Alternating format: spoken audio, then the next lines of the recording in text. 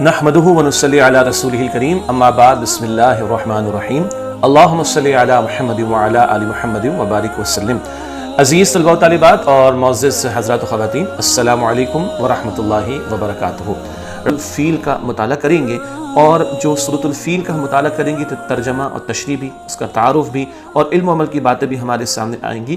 کتاب کے جو صفحات اس وقت ہمارے سامنے ہیں وہ صفحہ نمبر 34 اور 35، صفحہ نمبر 34 اور 35 کا آج ہم مطالعہ کر رہے ہیں، اور انشاءاللہ آج ہم سورۃ الفیل کا مطالعہ کریں گے۔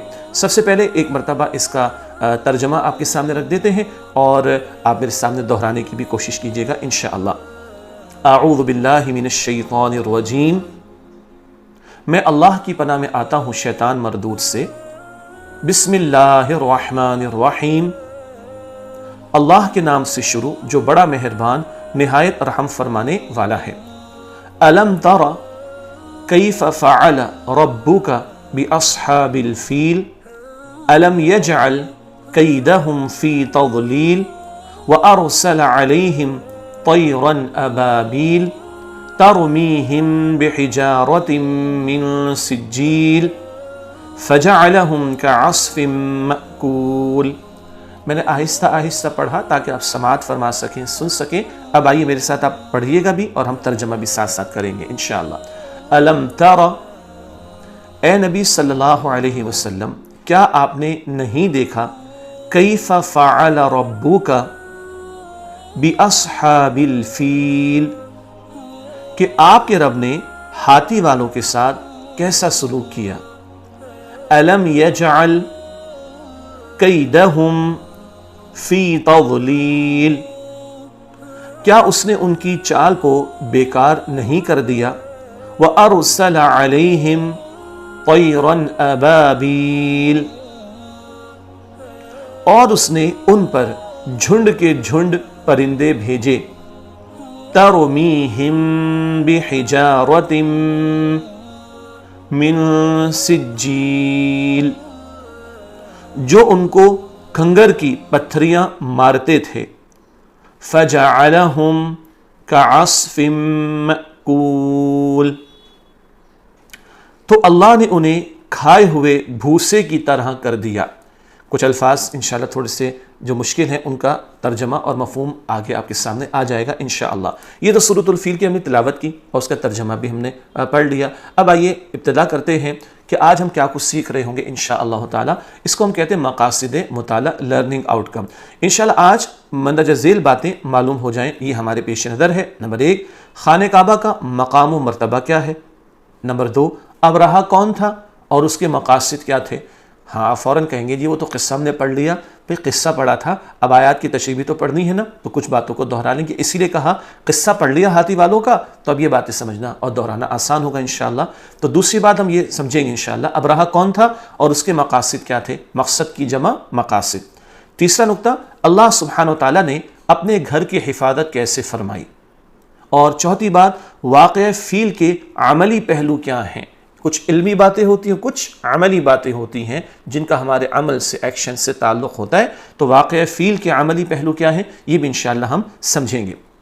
اس کے بعد چلتے ہیں شان نزول اور تعارف کی طرف۔ سورۃ الفاتحہ کا بھی کچھ تعارف ہم نے رکھا تھا، آئیے آج یہ سمجھتے ہیں کہ شان نزول سے ہماری کیا مراد ہے، اور پھر تعارف بھی آپ کے سامنے آئے گا جو کہ بک میں بھی دیا گیا ہے۔ قرآن حکیم کی بعض صورتیں اور بعض آیات خاص وجوہات اور حالات میں نازل ہوئی ہیں۔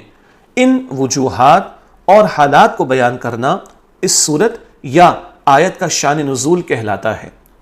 صورتیں اور بعض اوقات کچھ آیات خاص حالات اور وجوہات کی وجہ سے نازل ہوتی ہیں۔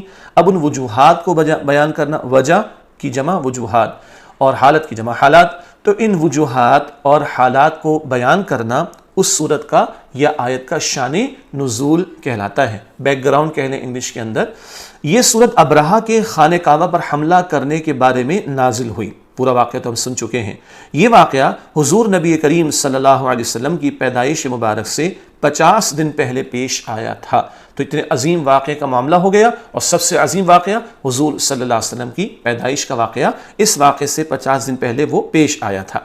اس کے بعد ایک اور بات، سورۃ الفیل میں بتایا گیا ہے کہ کس طرح اللہ سبحانہ وتعالیٰ نے اپنی قدرت سے ابرہہ اور اس کے لشکر کو ہلاک کر کے خانہ کعبہ اور قریش مکہ کی حفاظت فرمائی۔ اللہ سبحانہ وتعالیٰ نے ابرہہ اور اس کے لشکر پر چھوٹے چھوٹے پرندے بھیجے جنہوں نے کنکریاں پھینک کر پورے لشکر کو ہلاک کر دیا۔ یہ شان نزول و تعارف ہماری بک میں بھی موجود ہے۔ اس کے بعد اب آئیے، ترجمہ ہم کر چکے ہیں، ایک ایک آیت کو اب دوبارہ ہم پڑھیں گے، اس کا ترجمہ آپ کے سامنے رکھیں گے اور تشریح کی طرف چلیں گے۔ ویسے ایک بات بتا دوں، یہ ترجمہ صحیح لفظ ہوتا ہے عربی میں۔ جب ہم اردو میں کہتے ہیں تو ٹھیک ہے ترجمہ چل جاتا ہے، لیکن کیونکہ عربی زبان کا لفظ ہے تو صحیح لفظ جو علماء نے ہمیں سکھایا وہ ہے ترجمہ۔ کوئی یہ نہ کہے کہ ابھی یہ ترجمہ کر رہے ہیں لیکن ترجمہ پڑھ رہے ہیں، نہیں، ترجمہ صحیح لفظ ہے۔ کبھی ہم بھی روانی میں ترجمہ شاید کہہ جائیں لیکن صحیح لفظ ترجمہ ہے۔ تو بہرحال ان آیات کا ترجمہ ہم کر چکے ہیں، اب آئیے ان کا مطالعہ کرتے ہیں اور تشریح کی طرف چلتے ہیں۔ آیت نمبر 1، أَلَمْ تَرَ كَيْفَ فَعَلَ رَبُّكَ بِأَصْحَابِ الْفِيلِ۔ اے نبی صلی اللہ علیہ وسلم، کیا آپ نے نہیں دیکھا کہ آپ کے رب نے ہاتھی والوں کے ساتھ کیسا سلوک کیا؟ یہ تو آیت کا ترجمہ پہلے بھی آیا۔ تشریح کے حوالے سے پہلی بات، اصحاب الفیل۔ جی مجھے پتا ہے کچھ باتیں اب لگے گا کہ ریپیٹیشن ہے، جی ریپیٹیشن تو ہے، قصہ الگ ہم نے پڑھایا اور اب آیات کا ترجمہ کرتے ہوئے تشریح الگ آپ کو پڑھائیں گے، لیکن مختصر کرنے کی، کیونکہ ہم نے پورا قصہ تو سمجھ لیا۔ ہر درس میں ایسا نہیں ہوگا، یہ جو قصہ پورا ہم نے پڑھ لیا تو تشریح میں ہمیں سہولت ہو گئی۔ اصحاب الفیل کون ہیں؟ ابرہہ اور اس کی فوج جس میں کئی ہاتھی بھی تھے، اور یہ پورا لشکر ابرہہ جو لے کر آیا ان کو اصحاب الفیل کہا گیا۔ ابرہہ کون؟ یہ بھی ہم پڑھ چکے۔ ابرہہ حبشہ کے بادشاہ کی طرف سے یمن میں گورنر تھا۔ ابرہہ لشکر لے کر خانہ کعبہ پر حملہ آور ہوا معاذ اللہ، جس میں اس کے ساتھ کچھ ہاتھی بھی تھے۔ ابرہہ کا تعارف پہلے بھی آ چکا ہے۔ دوسری آیت، الم یجعل کیدہم فی تضلیل۔ اس کا ترجمہ، کیا اس نے ان کی چال کو بیکار نہیں کر دیا؟ یہ آیت نمبر 2 ہے، اس کی تشریح کی طرف چلتے ہیں۔ اصحاب الفیل کی چال کیا تھی؟ وہ چال خانہ کعبہ کو ڈھانے کا ارادہ معاذ اللہ۔ یہ بات پہلے تفصیل سے آ چکی ہے۔ معاذ اللہ ہم کس وقت کہتے ہیں؟ جب کوئی ایسی بات بیان کی جا رہی جو بری ہے، بس بیان کرنا ضروری ہوتا ہے تو معاذ اللہ کہہ کر اس کو بیان کرتے ہیں۔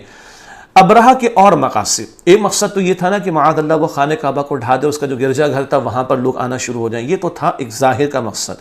ایک بڑا مقصد بھی تھا جس کو ہم اکنامک اسپیکٹ سے سمجھتے ہیں، معاشی طور پر مال و دولت کے حوالے سے اس کا مقصد تھا۔ آئیے اس کو سمجھیں وہ کیا تھا۔ ابرہہ کے اور مقاصد، اس کا مقصد مذہبی فوائد کا حصول نہیں تھا، بلکہ وہ تمام تر تجارتی، معاشی، معاشرتی اور سیاسی فوائد حاصل کرنا چاہتا تھا جو خانہ کعبہ کی وجہ سے قریش مکہ کو حاصل تھے۔ اب بہت ساری باتیں آ گئی۔ تجارت تو سمجھتے ہیں ٹریڈ کو کہا جاتا ہے، معاش اکانومی سے متعلقہ جو معاملات ہوتے ہیں، لین دین، کاروبار وغیرہ، معاشرت سوشلائزیشن کا معاملہ، لوگوں کا آپس میں رہن سہن کا معاملہ، اور سیاست کسی علاقے یا مملکت یا ملک کے انتظامی معاملات کا چلایا جانا۔ بات تو واضح ہو رہی نا؟ تو ابرہہ کا مقصد صرف یہ نہیں تھا کہ معاذ اللہ خانہ کعبہ کو ڈھا دے اور جو گرجا گھر اس نے بنایا وہاں تک لوگ آئے، نہیں، وہ چاہتا تھا تجارت جو قریش کو ملی ہوئی ہے اور اسی طریقے پر معاش کے فوائد جو قریش کو ملے ہوئے ہیں اور ان کی عزت کی جاتی ہے، یہ سارا کچھ ہمیں مل جائے۔ اور قریش کی عزت ہے خانہ کعبہ کی وجہ سے، وہ سمجھتا تھا معاذ اللہ اس گھر کو میں ڈھا دوں تو ان کی عزت ختم ہو جائے گی، یہ سارے فائدے ہم کو مل جائیں گے، یمن والوں کو مل جائیں گے۔ یہ بہت بڑا پیش نظر اس کے مقصد تھا۔ اصحاب الفیل کی خفیہ چال، کیا چال انہوں نے چلی؟ آئیے اس کو سمجھتے ہیں۔ وہ خانہ کعبہ کو ڈھا کر، قریش کو کچل کر اور تمام اہل عرب کو مرعوب کر کے تجارت کا وہ راستہ عربوں سے چھین لینا چاہتے تھے جو جنوب عرب سے شام و مصر کی طرف جاتا تھا۔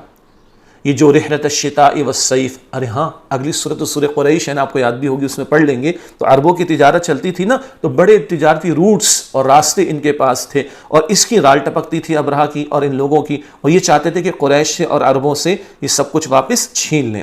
اس غرض کو انہوں نے چھپا رکھا تھا اور ظاہر یہ کیا تھا کہ ان کے گرجا کی جو بے حرمتی عربوں نے کی ہے اس کا بدلہ وہ ان کا عبادت خانہ ڈھا کر لینا چاہتے ہیں معاذ اللہ۔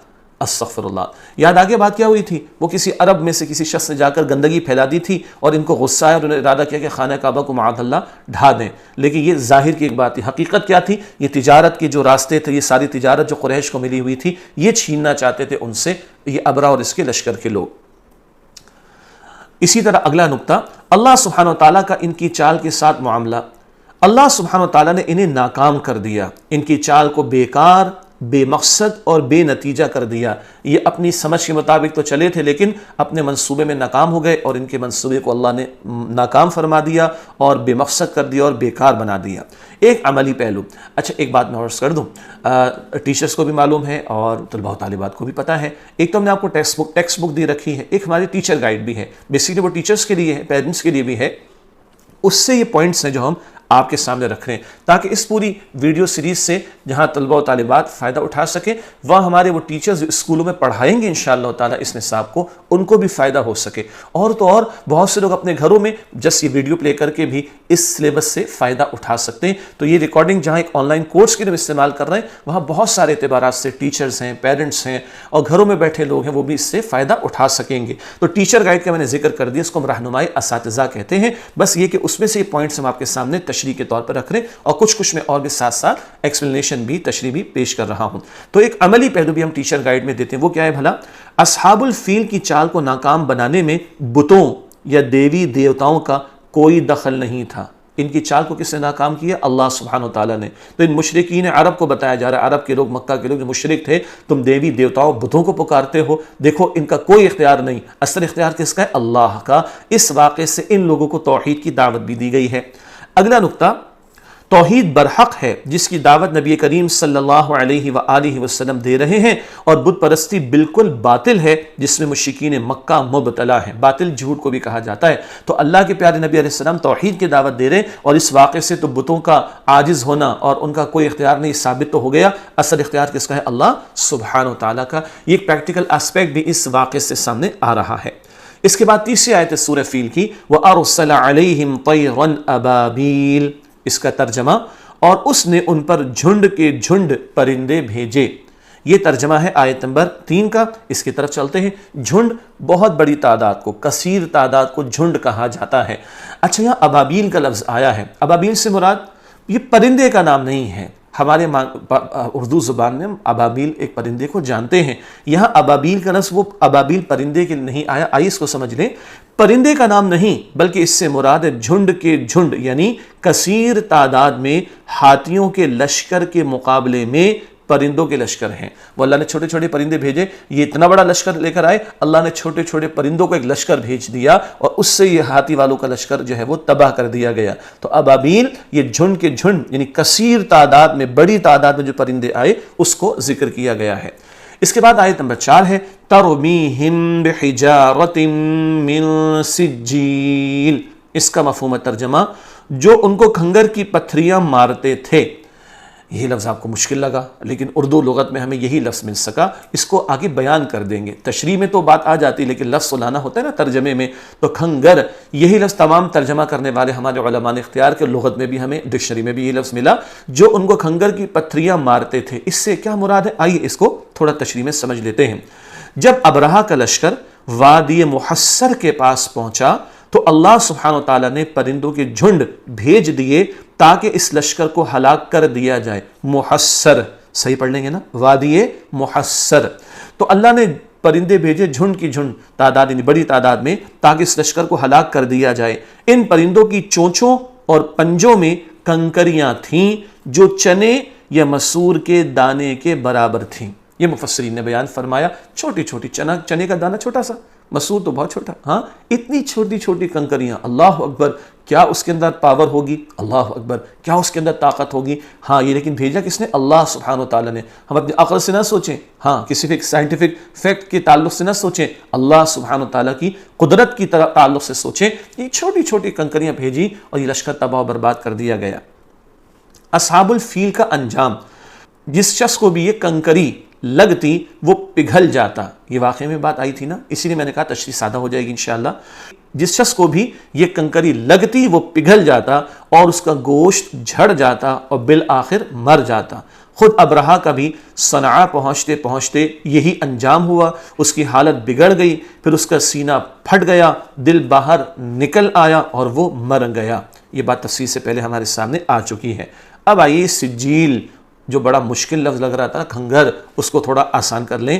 مٹی کے چھوٹے چھوٹے کنکر جو دھوپ میں پک کر سخت ہو گئے ہوں۔ کنکریاں تو سنتے ہیں نا، تو کنکر مٹی کے چھوٹے چھوٹے کنکر جو دھوپ میں پک کر سخت ہو گئے ہوں، یعنی وہ نوک دار کنکر جس میں مٹی کی بھی آمیزش ہوتی ہے، یہ نوکدار ہوتے ہیں مگر سخت ہوتے ہیں، یہ ہے سجیل، وہ کھنگر جو ہم نے ترجمہ کیا تھا، یہ اس کی وضاحت ہمارے سامنے آ گئی۔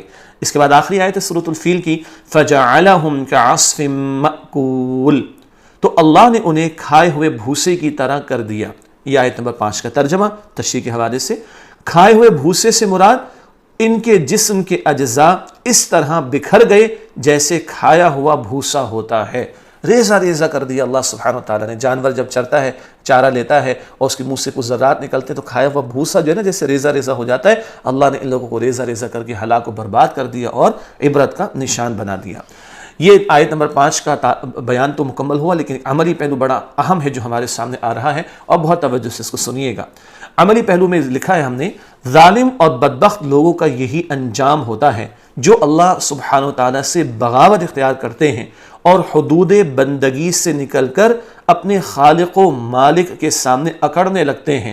بندگی کی حدود سے نکل جانے کا مطلب کہ بندہ اللہ کے احکام کی پیروی نہ کرے اور جو چاہے سو کرے، اس طرح کا انداز اختیار کرے اور اکڑنے لگے، ایسے لوگوں کو ظالم اور بدبخت کہا گیا ہے۔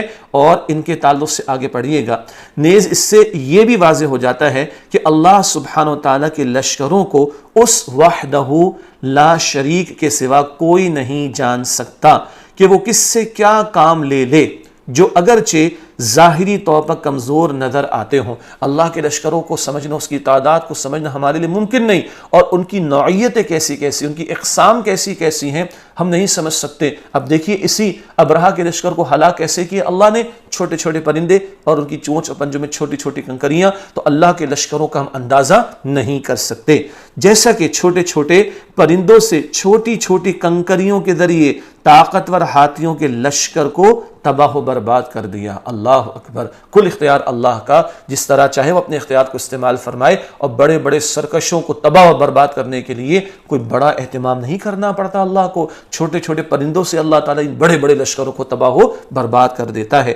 بندے کے لائق یہی ہے کہ وہ ہمیشہ بندہ ہی بن کر رہے اور ہر حال میں اور ہر طور سے اپنے خالق و مالک کے حضور دل و جان سے جھکا رہے۔ اللہ کی عظمت کا احساس ہونا چاہیے، اللہ کی بڑائی کا اعتراف ہونا چاہیے، اور ہمیں اس کے سامنے اپنے آپ کو جھکائے رکھنا چاہیے اور اس کے احکامات پر عمل کرنا چاہیے۔ یہ اس واقع فیل سے بات ہمارے سامنے آ رہی ہے۔ ایک علمی بات بڑی خوبصورت، اللہ سبحانہ وتعالیٰ کی طرف سے واضح ہو گیا کہ خانہ کعبہ اللہ سبحانہ وتعالیٰ کا گھر ہے اور اسی نے اس کی حفاظت فرمائی۔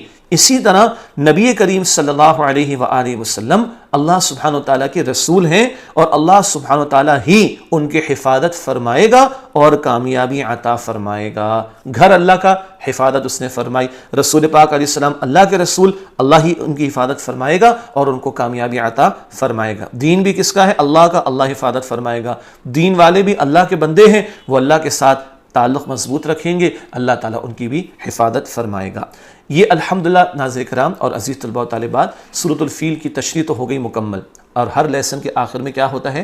علم و عمل کی باتیں۔ ہاں سورۃ الفاتحہ میں 10 باتیں تھیں، سورۃ الفیل مختصر سورت ہے تو 5 باتیں انشاءاللہ ہم آپ کے سامنے رکھیں گے۔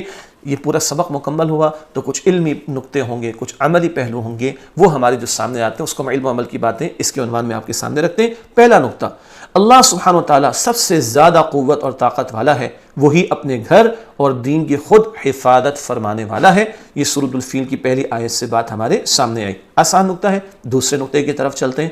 اللہ سبحانہ وتعالیٰ کے دین کے خلاف سازشیں کرنے والوں کو اللہ سبحانہ وتعالیٰ کے عذاب سے ڈرنا چاہیے۔ اس واقعے سے ایک وارننگ ان کو دی جا رہی، تنبیہ ان کو دی جا رہی ہے۔ تیسری بات، اللہ سبحانہ وتعالیٰ اپنے دین کے دشمنوں کو کامیاب نہیں ہونے دیتا۔ ہاں کبھی کبھی وہ اس طرح کی حرکتیں کرتے ہیں، منصوبے بناتے ہیں، لیکن بالآخر وہ اللہ کی پکڑ میں مبتلا ہوتے ہیں۔ تو اللہ سبحانہ وتعالیٰ اپنے دین کے دشمنوں کو کامیاب نہیں ہونے دیتا۔ یہ سورۃ الفیل کی آیات 2 اور 5 سے بات ہمارے سامنے آ رہی ہے۔ چوتھی بات علم و عمل کی باتوں کے ذیل میں، اللہ سبحانہ وتعالیٰ طاقت پر گھمنڈ کرنے والوں کو بظاہر کمزور مخلوق سے تباہ کر کے ان کا غرور خاک میں ملا دیتا ہے۔ سورۃ الفیل آیات 3 اور 4 سے یہ بات ہمارے سامنے آتی ہے۔ بڑا تکبر تھا، بڑا گھمنڈ تھا، ہاتھیوں کو لے کر آیا، بڑا لشکر لے کر آیا، اور اللہ تعالیٰ نے ایسے گھمنڈ کرنے والوں کو بظاہر چھوٹی سی مخلوق، کون؟ یہ پرندے اور ان کی چونچ اور پنجوں میں کنکریاں، ان سے ہلاک کر کے ان کے غرور کو خاک میں ملا دیا۔ نمرود کا نام سنا ہے نا؟ نمرود کو اللہ نے ایک مچھر سے ہلاک کیا۔ اللہ اکبر! یہ اللہ کی شان، تکبر کرنے والے بڑے اتراتے ہیں اور اللہ بڑی حقیر سی مخلوق سے کبھی ان کو تباہ و برباد کر دیتا ہے، اور وہ قادر ہے اس بات پر۔ پانچویں اور آخری بات، علم و عمل کی باتیں کے عنوان سے ہمیں دین کے دشمنوں کی طاقت سے مرعوب نہیں ہونا چاہیے۔ جو لوگ دین سے دشمنی اختیار کرتے ہیں نا، دین اسلام کے خلاف سازشیں کرتے ہیں، ہمیں اس سے مرعوب نہیں ہونا چاہیے، ان کے رعب میں نہیں آنا چاہیے۔ ہمیں سب سے بڑھ کر اللہ سبحانہ وتعالی ہی پر بھروسہ رکھنا چاہیے، کیونکہ وہی حقیقتاً اور مستقلاً مدد فرمانے والا ہے۔ یہ بات سورۃ الفیل کی آیت نمبر 5 سے ہمارے سامنے آتی ہے۔ تو اللہ پر بھروسہ ہوگا ایمان والوں کا، تو اللہ کے دین کے دشمنوں کا ہم مقابلہ کر سکیں گے، اور ان کے مقابلے میں کھڑے ہو کر استقامت کا بھی مظاہرہ کر سکیں گے انشاءاللہ۔ عزیز طلباء و طالبات اور محترم ناظرین کرام، الحمدللہ سورۃ الفیل کا مطالعہ مکمل ہوا۔ اللہ تعالیٰ سے دعا ہے کہ اللہ تعالیٰ مجھے، آپ کو، ہم سب کو قرآن کریم سے مزید محبت عطا فرمائے، سمجھنے کی توفیق دے، اور اس کے احکامات کو جانتے ہوئے ان پر عمل کرنے کی توفیق عطا فرمائے۔ آمین یا رب العالمین۔ وآخر دعوانا ان الحمدللہ رب العالمین، والسلام علیکم ورحمۃ اللہ وبرکاتہ۔